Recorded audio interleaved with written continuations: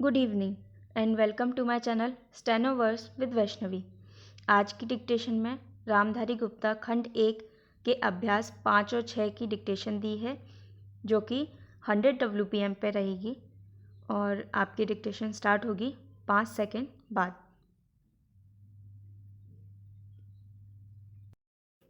Start. उपाध्यक्ष महोदय, वित्त मंत्री को देश की आर्थिक स्थिति और निर्धनता के संबंध में जितनी जानकारी प्राप्त होती है उतनी किसी अन्य मंत्री को संभव नहीं होती। बजट बनाते समय वैसे तो बजट में आय व्यय का ब्यौरा होता ही है, लेकिन मूल रूप में देश की आर्थिक नीतियों में किस प्रकार का परिवर्तन हो तथा किस मार्ग पर वह देश को चलाना चाहते हैं, सरकार का लक्ष्य क्या है, इन सब नीतियों का बजट में विवरण होता है। हमारे वित्त मंत्री चाहे जिस पद पर भी रहे हों, चाहे वे मुख्यमंत्री रहे हों या केंद्रीय सरकार में रहे हों, उन्होंने शानदार काम किया। जिस समय उन्होंने बजट प्रस्तुत किया उस समय देश को और विशेष रूप से गरीबों को उनसे बहुत सी आशाएं थीं। देश में लगभग 6 लाख गांव हैं।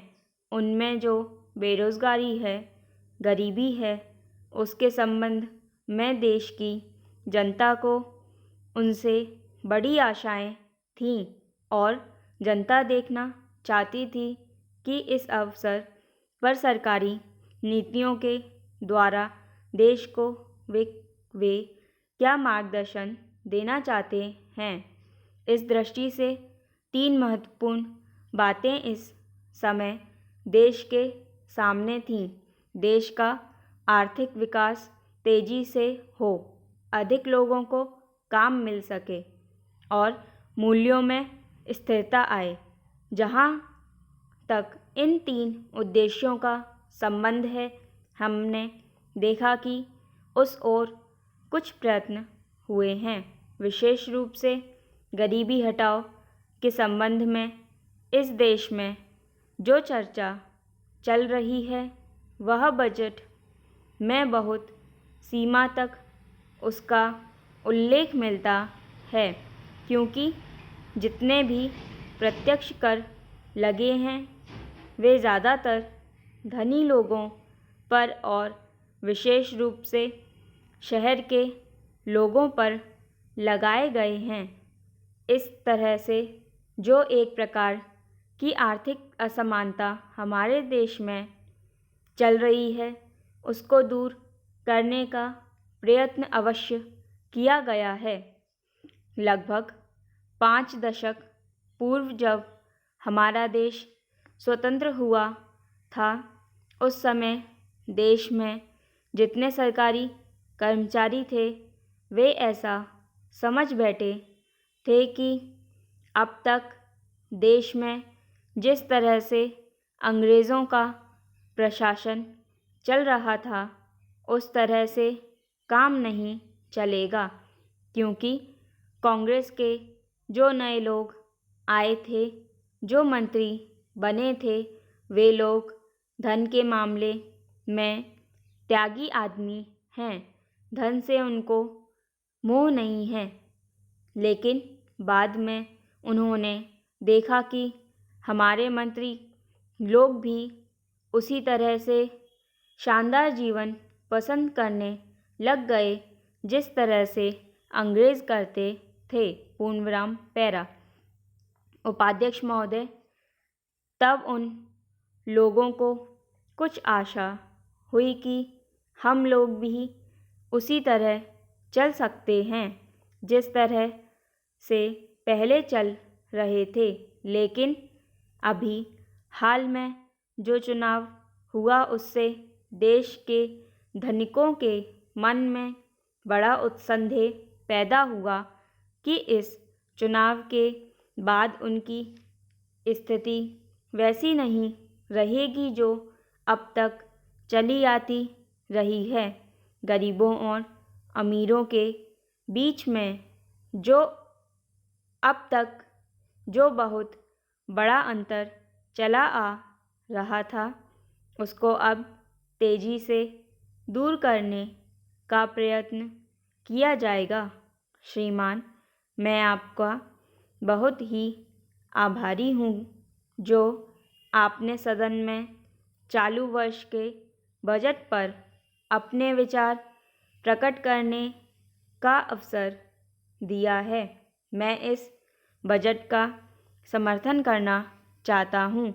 श्रीमान, मैं सबसे पहले अपने दल के नेता प्रधानमंत्री को इस बात के लिए बधाई देना चाहता हूँ कि उनके नेतृत्व में देश में कांग्रेस दल को स्पष्ट बहुमत मिला और इसके फलस्वरूप यहाँ पर केंद्र में एक ऐसी सरकार का गठन हुआ जो कि देश में वास्तव में समाजवाद लाना चाहती है। मैं वित्त मंत्री जी को इस बात के लिए बधाई देना चाहता हूँ कि लोकसभा के मध्यावधि चुनाव में जनता द्वारा कांग्रेस दल को जो आदेश दिया गया था उन्हें स्मरण है और वह तन मन धन से उसका पालन करना चाहते हैं। वह आदेश था देश में सामाजिक और आर्थिक विषमता दूर करने का, देश में गरीबी, बेकारी और बेरोजगारी को हटाने का और देश के जो पिछड़े हुए हिस्से हैं उनका पूरा विकास करने का। साथ ही साथ इस बात का भी आदेश था कि देश के अंदर इस प्रकार की सामाजिक और आर्थिक व्यवस्था पैदा की जाए जिसके अंतर्गत जनता शोषण से मुक्त हो सके।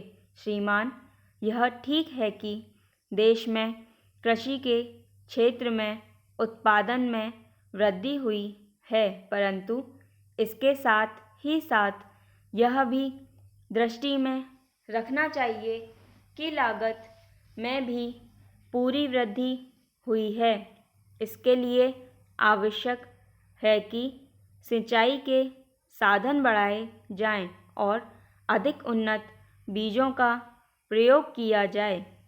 आज कृषकों को कृषि के यंत्र मिलने में बहुत कठिनाई हो रही है, जैसे छोटे छोटे ट्रैक्टरों का देश में बड़ा अभाव है।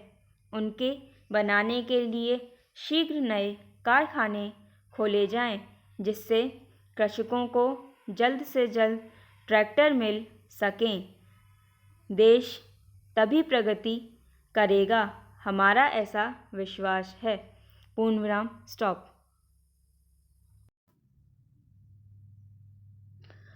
आप चाहें तो मेरी इंस्टाग्राम प्रोफाइल को भी फॉलो कर सकते हैं, जिस पे डेली इस तरह से शब्दाक्षर मैं डालती रहती हूँ और साथ ही डेली वोकैब भी उस पर डाली जाती है और जो द हिंदू में वर्ड ऑफ द डे आता है वो भी पोस्ट के ज़रिए उस वहाँ पर पोस्ट किया जाता है। तो आप वहाँ जाके इसे फॉलो कर सकते हैं। तो आपको डेली की डेली जो कॉमन शब्दाक्षर हैं, आउटलाइन जो आती हैं डिक्टेशन में, और ख़ासकर यही आउटलाइन जो होती हैं इनसे ही हमारी स्पीड बढ़ती है, जो कॉमन है जो आती रहती हैं बार बार, तो वो मैं पोस्ट के ज़रिए इंस्टाग्राम आईडी पे डालती हूँ। तो आप वहाँ जाके उसे लाइक कर सकते हैं और देख सकते हैं पोस्ट, आपको वहाँ सारी पोस्ट मिल जाएंगी। तो आप वहाँ जाके मुझे फॉलो कर सकते हैं। और अगर आपके पास कोई सजेशन हो कि वीडियो डिक्टेशन के अलावा और कौन सी वीडियो डालनी है, कैसी डालनी है, अभी इस वीडियो के बाद महीनों के नाम की भी वीडियो मैं डालने वाली हूँ, जिसमें हिंदी में ऋषि प्रणाली में जनवरी, फरवरी, मार्च ये किस तरह से लिखे जाते हैं और वो इस तरह से क्यों लिखे जाते हैं, ये भी मैंने उसमें समझाया है कि ये आंकड़े जैसे कि फरवरी में जो आंकड़ा लगाते हैं वो फरवरी फ और ब और र क्यों लगाते हैं और लाइन के ऊपर ही क्यों बनाया है, ये थोड़ा बहुत मैंने डिस्क्राइब किया है। तो आप वो वीडियो देख सकते हैं। आई बटन में मैं उसकी लिंक भी शेयर कर दूँगी। Thank you. और सजेशन हो तो कमेंट बॉक्स में आप शेयर कर सकते हैं।